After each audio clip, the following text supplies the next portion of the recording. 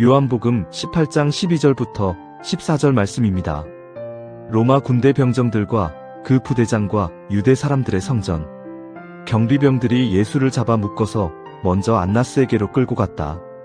안나스는 그 해의 대제사장인 가야바의 장인인데, 가야바는 한 사람이 온 백성을 위하여 죽는 것이 유익하다고 유대 사람에게 조언한 사람이다. 바로 앞 장면에는 예수님께서 내가 그 사람이다 한마디로 무장했던 무리들을 땅에 엎드려지게 하셨던 순간을 보았습니다. 그런데 이제 그분께서는 순순히 결박을 당하시죠. 가룟 유다와 함께 왔던 군인들이 예수님을 잡아서 결박하고 끌고 갑니다. 조금 전까지 그들을 두렵게 하셨던 분께서 이제는 묶인 채로 그들이 이끄는 대로 가시는 겁니다. 우리는 어제 그것을 보았죠. 그분은 벗어날 힘이 없으신 게 아니라 그 길을 스스로 선택하셨기 때문에 가시는 것이다. 그렇게 끌려간 곳이 안나스라는 사람의 집이었어요. 안나스는 전에 대제사장을 지냈던 인물로 당시의 대제사장은 가야바라는 사람이었는데 안나스의 사위가 가야바였습니다. 근데 우리가 생각해보면 대제사장은 죽기 전까지 감당하는 종신직인데 왜 이렇게 되었을까? 예수님 당시에는 로마가 대제사장을 임명하기까지 이 권위가 굉장히 추락했습니다. 그러니 이전에 대제사장을 감당하던 안나스가 있고 그렇게 바뀌어서 다른 사람이 임명이 되어서 가야바가 있는 것이죠. 그러나 여전히 안나스에게는 권력이 있었던 것으로 보입니다. 예수님께서는 이제 그 앞에 서시죠. 겉으로만 보면 무슨 연줄도 없고 힘도 없는 한 사람이 권력을 등에 업은 사람들 앞에 서게 된 모습처럼 보입니다. 요한복음은 가야바를 소개하면서 이렇게 기록합니다. 가야바는 한 사람이 온 백성을 위하여 죽는 것이 유익하다고 유대 사람에게 조언한 사람이다. 왜 가야바를 이렇게 소개하는가? 이 말은 산헤드린 공의회에서 가야바가 했던 말이었습니다.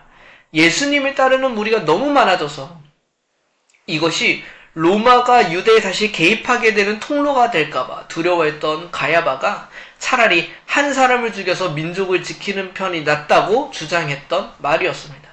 그러니까 철저히 정치적인 계산이었단 말입니다. 그에게 한 사람을, 무죄한 한 사람을 죽이는 것이 자신들에게 닥친 위협을 제거하기 위해서라면 얼마든지 가능하다고 생각했던 것이죠. 그러나 성경은 이미 그 말에 다른 의미가 있음을 말하고 있었습니다. 가야바는 자기도 모르게 예언을 하고 있었다고 성경이 기록하거든요. 한 사람이 백성을 위하여 죽는 것이 그에게는 정치적인 결정이었을지 몰라도 하나님의 계획 안에서는 온 백성을 위한 대속적인 죽음을 가리키는 것이었단 말입니다.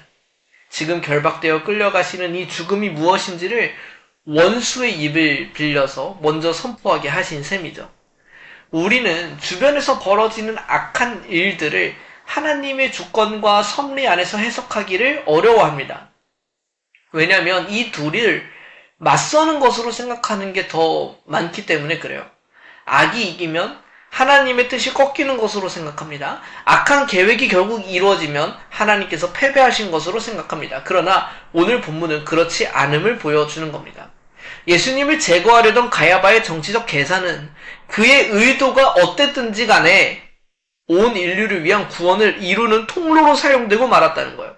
그의 악한 뜻이 하나님의 계획을 무너뜨린 게 아니라 도리어 자기도 모르게 그 계획을 이루는 도구가 되었다는 말입니다. 물론 그렇다고 악함이 정당화된다는 얘기는 아닙니다. 이 사실은 우리가 어떻게 세상을 다시 바라보게 하는가. 우리 주변에는 너무 자주 이런 일이 일어나는 거예요. 부당한 세력이 힘을 얻는 것 같아요. 악한 계획이 이루어지는 것을 봅니다. 요즘 시기에 그것을 너무 많이 느껴요. 이런 현실 속에서 우리는 사실 쉽게 좌절하게 됩니다. 이런 부당한 세상 속에서 뭘 할 수 있을까? 하나님께서 손을 떼신 것 같고 악인들은 자신들이 원하는 대로 다 하며 사는 것처럼 느껴집니다. 그러나 본문은 그렇지 않다고 말합니다. 우리를 좌절하게 만드는 그 모든 일조차 하나님의 계획 안에서는 도리어 그분의 뜻을 이루는 통로가 될 수 있다. 결박당에 끌려가시는 예수님, 그분이 사실 이 모든 것을 주관하고 계시는 것처럼 말입니다. 그러니 악이 이기는 것처럼 보이는 순간에도 우리는 그 위에서 조용히 자신의 뜻을 이루어가시는 하나님을 바라볼 수 있게 된다는 거예요. 이것이 여전히 악한 세상에서 선을 지키며 살아갈 이유가 되고 좌절하지 않을 수 있는 힘이 됩니다. 주님께서는 우리가 보기에 악함으로 끝날 것만 같은 그 모든 것들을 주님의 계획으로 사용하시고 이끌어내실 것입니다. 그 주님을 신뢰하며 살아갑시다. 잠시 함께 기도합시다. 하나님 아버지, 저희는 주변에서 악하고 부당한 일이 넘쳐나는 것을 보면 하나님께서 주관하지 않으시는 것처럼 느끼고 좌절하게 됩니다. 그러나 본문은 하나님께서 그 악한 사람의 악한 계획마저 선하신 계획으로 이루는 도구로 사용하심을 보여줍니다. 여전히 조금은 이해되지 않는 부당함과 악한 세상 속에서 주님께서는 여전히 주님의 뜻을 이루어가고 계심을 신뢰하게 하여 주십시오.